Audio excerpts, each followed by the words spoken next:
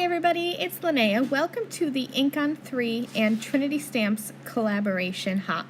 So I'm going to be using some fun birthday themed products from Trinity Stamps as well as some inks and other goodies from InkOn3. I'm going to start off with this Catching Some Rays stencil. This is actually a set of 2 stencils. I'm going to start with what I call the chunkier stencil. There's 2, so there's this one with the bigger rays, and then there's one with skinny little rays that go on either side of the chunky rays. I'm going to position this in the center of a piece of white cardstock, and then I'm just using some purple tape just to hold that down. I have a blending buddy from Trinity Stamps, and I'm going to blend on some Bee Sting Atelier ink from InkOn3. I'm keeping my ink darker at the center point of this starburst and letting it blend out lighter towards the edge of the rays on the edge of my cardstock.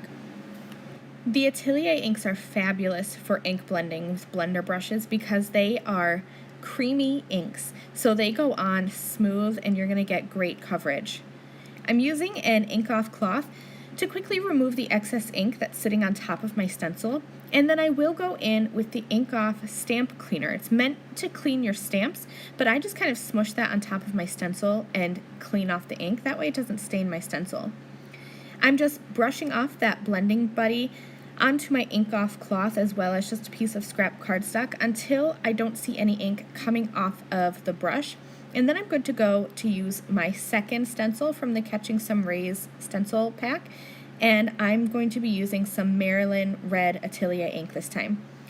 I'm kind of keeping it lighter so that it shows up as more of a pinky color. I love yellow and pink together. I'm still going to keep the ink darker though at the center of that starburst just to kind of keep it the same as the yellow. And then again, I'm just going to clean that off with my ink off cloth and I'll be good to go. I'm stamping from the Sweet Surprise stamp set. I'm using my Blackout Detail ink from InkOn3. I love this ink. Check out how dark and crisp this ink is. And then I'm just going to use, this is that ink off stamp cleaner. It comes in a little pad and all you have to do is just tap it onto your stamp and clean it right off. And like I said, I use it for my stencils too.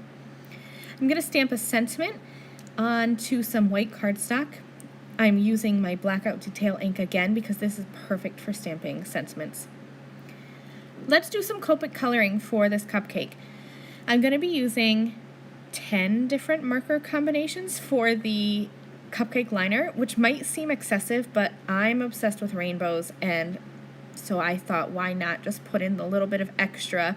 And really it wasn't hard because I'm only using 2 markers for each color, and I'm just going to go in with my dark first and blend it out with my light. It's very easy, and I sped this up so that you could see all of my color combinations, but in real life, like, you know, this is sped up, but in real life it didn't take very long either because it's very easy coloring, like I said. For the actual cupcake itself, I colored it to look like a vanilla cake. That's my favorite kind of cake. And then I just used a cool gray marker to go around the edge of the icing. You're not going to see the actual icing on this cupcake.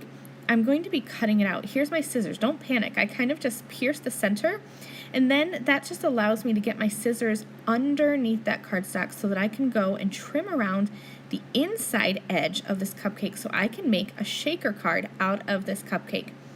Once I have the inside cut out, I'm also going to go around the outside edge with my scissors, and I'm going to have a little cupcake cut out here with the inside cut out. Let's make this into a shaker now. So I'm going to start by adding my acetate at the back of this cupcake. So I'm using some skinny double-sided adhesive. This is strong adhesive so that I know my shaker's not going to fall apart. And I'm just going around where I have that little, the outside edge cut out of my cupcake. And so I'm using that skinny tape, and then I'm going to put a piece of acetate right on there. You can't really see the acetate, but it's there. The second step to doing the shaker card is to use foam tape to create a well. I like using these foam tape strips because it's just easy. They're already cut to pretty much the perfect size so that you won't be able to see the foam tape on the outside. And I find it easiest, whether using these strips or any other kind of foam tape, to remove both sides of the backing. Removing both sides of the backing allows me to easily curve these foam tape strips around that kind of outer edge of the cupcake so that I can complete the perfect well. Because you don't want your little shaker bits to be falling out, so you need that to be completely sealed up. So once I have my foam tape on, I'm going to add some of these little sprinkles from Trinity Stamps. They have so many little sprinkle and shaker bits on their website. These ones happen to be the carousel cupcake sprinkles. I thought that these would match perfectly with my cupcake liner. I cut out a second cupcake from that Sweet Surprise stamp set and just colored the background with those, they're actually earth brown markers, but they're kind of like a nice little vanilla-y color. And I just added some color to that second cupcake so that I could have some color in the background. And then I added that right behind my cupcake that I colored and just trimmed away any excess that was showing. Now it's time to start completing the card. It's very simple from here on out. I have that stamped sentiment that I stamped earlier. I trimmed that down into a strip, and then I'm just going to flag the ends. And I do that by cutting up the center and then from the outside edge to that center point of that cut. Very easy to do. I'm going to be using some liquid pixie dust. I keep this in a fine detail water brush from InkOn3, and I'm just going to brush over all of those rays as well as the cupcake liner and the cupcake.